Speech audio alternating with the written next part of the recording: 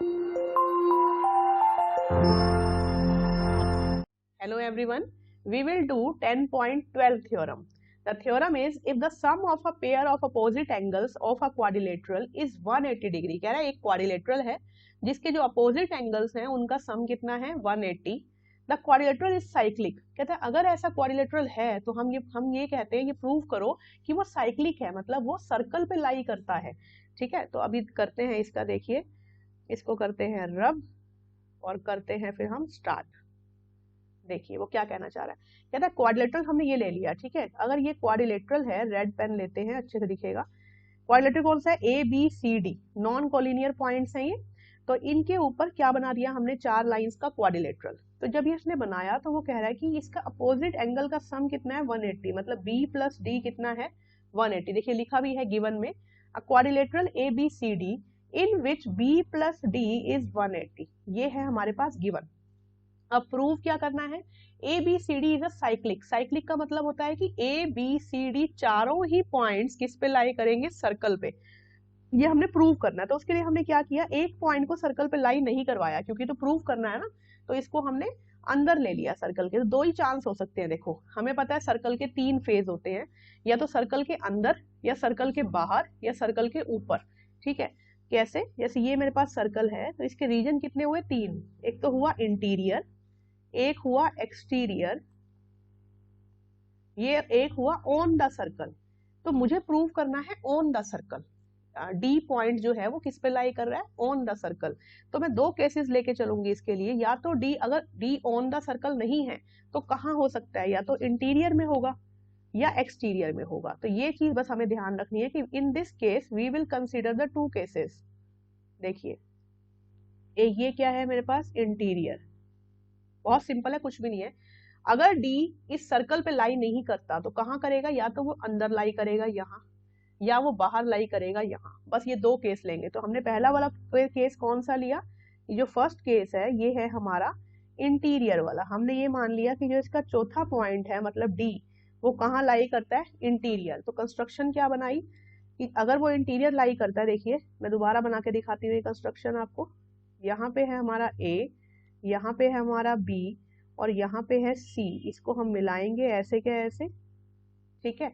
और डी हमने कहीं मान लिया ये अंदर है, ये रहा डी मान लिया हमने अंदर है. तो अब कंस्ट्रक्शन करनी पड़ेगी. कंस्ट्रक्शन क्या करेंगे वो भी हम देखते हैं.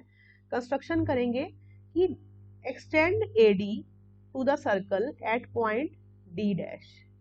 ठीक है, और इसको ज्वाइन कर देंगे. तो क्या कर रहे हैं हम इस कंस्ट्रक्शन के अंदर कि हम एक्सटेंड कर रहे हैं किसको, AD को, कहां तक, टू D डैश. उसको ज्वाइन किया, उसके बाद join AD, join CD dash.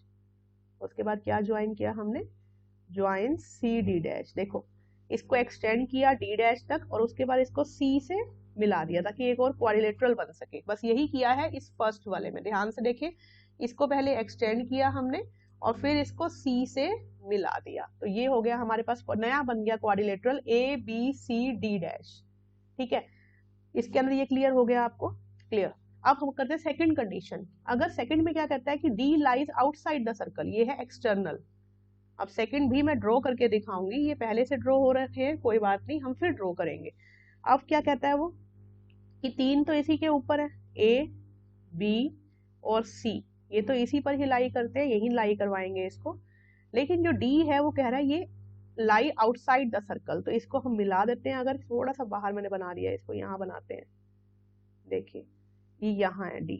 D कहाँ है, आउटसाइड द सर्कल. अगर ये आउटसाइड है तो मैंने इसको A से मिलाया और A से मिलाते हुए इसने सर्कल पे टच किया, उस पॉइंट को मैंने मान लिया D डैश.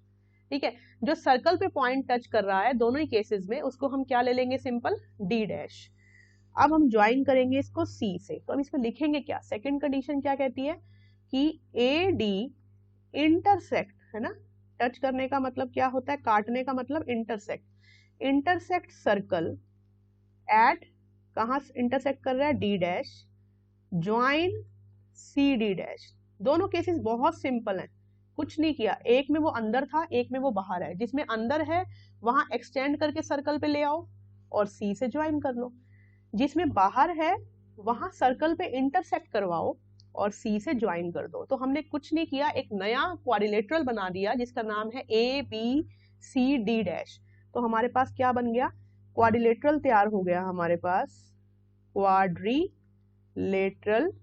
दो हो गए ना, एक तो पुराना था ABCD और एक हो गया ABCD', ठीक है।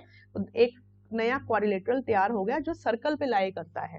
तो अकॉर्डिंग टू दिस, अगर ऐसा क्वाड्रिलेटरल लाई कर रहा है तो हम बोलेंगे therefore angle B plus angle D' equals to 180 degree, ठीक है। क्योंकि हमने अभी अभी पीछे वाली थ्योरम में किया कि साइक्लिक क्वाड्रिलेटरल में अपोजिट एंगल्स का सम 180 होता है। तो अगर साइक्लिक क्वाड्रिलेटरल ABCD' है तो अपोजिट एंगल कौन से बन गया, D' प्लस B। तो B plus D' is equal to 180 degree. अब कुछ नहीं है एंड है इसका, देखो एक तो ये हम बात कर रहे हैं, एक गिवन में देखो ध्यान से, गिवन में कहता है वो कि angle B plus angle D ये किसके इक्वल है, 180 डिग्री। अब इसको कर देते हैं रब ताकि साफ साफ दिखाई दे, इसको रब कर देते हैं, पूरा स्पेस बनेगा। अब देखिए, तो ये दो पॉइंट्स हैं जो जस्टिस आपस में एक दूसरे को नहीं कर रही है, पॉइंट्स जस्टिफाइड नहीं है। देखिए गिवन के according angle B plus angle D is equal to 180, लेकिन जब हमने कंस्ट्रक्शन किया और D' को हमने सर्कल पे बनाया है तो हम कहते हैं कि B plus D' is equal to 180। और ये दोनों पॉइंट्स जस्टिफाई तभी हो सकते हैं जब B और D' एक ही पॉइंट हो। तो हम बोलेंगे इट एग्जिस्ट।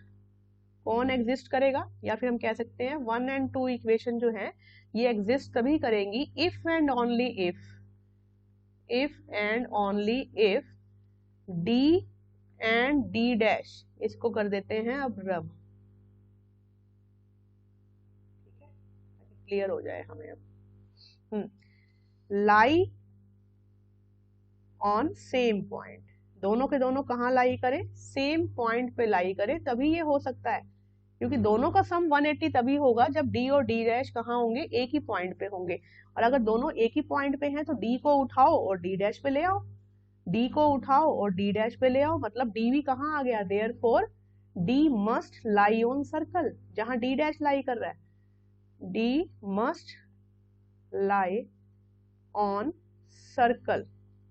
और अगर D सर्कल पे लाई कर रहा है तो इसका मतलब ABCD इज साइक्लिक क्वाड्रिलेटरल, यही हमें प्रूव करना है, साइक्लिक क्वाड्रिलेटरल। इसमें कुछ भी नहीं है, बहुत सिंपल क्वेश्चन है और बच्चों को ये सबसे ज्यादा कंफ्यूजन लगता है। बच्चों को ये समझ में नहीं आता how to attempt this question, कैसे अटेम्प्ट करें। कुछ नहीं करना, फटाफट एक बार दोबारा रिवाइज करवा रही हूँ। देखें इस थ्योरम के अंदर हमने ये देखना है कि जब वो साइक्लिक पूछ रहा है आपसे, वो कह रहा है कि अपोजिट एंगल का सम तो उसने दे दिया 180, साइक्लिक का मतलब साइकिल पे लाई करने चाहिए, सर्कल पे लाई करने चाहिए। तो हम एक उसका पॉइंट D छोड़ देंगे जो सर्कल पे लाई नहीं कर रहा। हम एक बार उसे एक सर्कल, दो सर्कल बनाएंगे, एक बार उसको इंटरनल लेंगे, एक बार उसको एक्सटर्नल लेंगे। तो हम जब इंटरनल लेंगे तो एक्सटेंड करते हुए सर्कल पे लेके उसको D' मान लेंगे, और जब एक्सटर्नल लेंगे तो सर्कल पे वापस काटेंगे और D' मान लेंगे। जब D' हमें मिल जाएगा तो हमारा नया क्वाड्रिलेटरल बन जाएगा ABCD'। और अगर D' हमारा साइक्लिक क्वाड्रिलेटरल कहलाता है D' को लेके, तो obviously angle B plus angle D' is equal to 180 degree. और ये दोनों बातें तभी सच हो सकती हैं, लाई कर सकती हैं, अगर D और D' दोनों एक ही पॉइंट हो। मतलब D जो है वो कहाँ लाई करे, जहां D' लाई कर रहा है सर्कल के ऊपर। तो जब D आपका सर्कल के ऊपर लाई करेगा तो ABCD क्या बन जाएगा, साइक्लिक क्वाड्रिलेटरल, हेंस प्रूव्ड। ठीक है, तो थैंक यू सो मच।